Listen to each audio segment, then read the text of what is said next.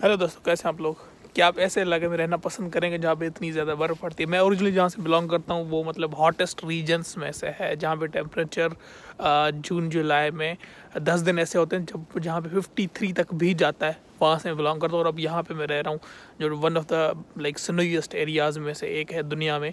Second number city जहाँ पे सबसे ज़्यादा बर्फ़ पड़ती है उसका नाम है सप्पोरो। जापान में मैं मौजूद हुआ। जब हम बात करेंगे फ़ायदे और नुकसान ऐसे ठंडे इलाके में रहने के, क्या आज हम इस चीज़ के बारे में डिस्कस करेंगे। तो यहाँ पे इजी है वेट लूज़ करना। अगर आपको वेट का मसला है, अगर आपका वज़न ज़्यादा है, तो यहाँ पे यह है कि ठंड होती है तो आपकी बॉडी जो है वो आपके जो है हीट को मेंटेन करने के लिए ज़्यादा कैलोरीज बर्न करती है। तो यहाँ पे वेट लूज़ आपका इजी हो जाता है। हाँ, मैं भी ये समझता था कि यहाँ पे पसीना नहीं आता तो वेट बढ़ेगा, लेकिन ऐसा नहीं है। वेट यहाँ पे लूज़ होता है। एक रिसर्च के मुताबिक ऐसे जगह पे रहने वाले लोग जो ठंडे इलाकों में रहते हैं उनकी ज़िंदगियाँ लंबी होती हैं कंपेयर टू उनके जो गर्म इलाकों में रहते हैं। तीसरी चीज़ है आउटडोर एक्टिविटीज़। बहुत सारी ऐसी एक्टिविटीज़ होती हैं जो हम नहीं कर पाते स्नो की वजह से, ठंड की वजह से, जैसे क्रिकेट हो गया या फुटबॉल हो गया।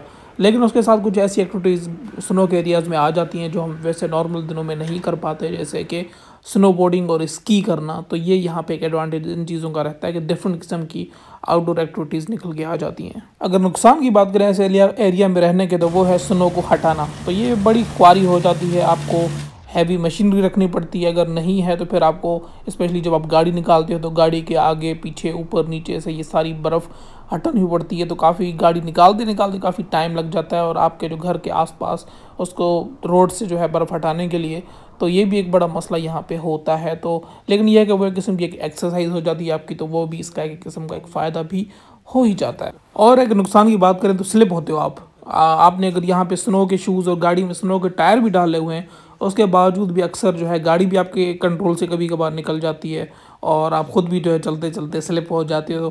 तो लोगों को यहाँ पे चलते हुए आपको स्लिप होने आप देखते रहोगे, मतलब इट्स नॉर्मल कि लोग गिरते रहेंगे, फिर उठेंगे, फिर गिरेंगे। तो ये यहाँ पे एक थोड़ा खतरा रहता है कि आप स्लिप होके खुद को ज़ख्मी कर सकते हो। दूसरा नुकसान ये हो जाता है कि गैस और बिजली के जो बिल होते हैं वो बढ़ जाते हैं इस तरह, क्योंकि आपको ज़ाहिर इतनी ठंड है तो आपको अपने घर का टेम्परेचर, अपनी गाड़ी का टेम्परेचर और हर जगह जो है चीज़ों को मेंटेन रखना है। तो बिजली के बिल भी बढ़ जाते हैं और गैस के बिल भी बढ़ जाते हैं इस सिचुएशन में।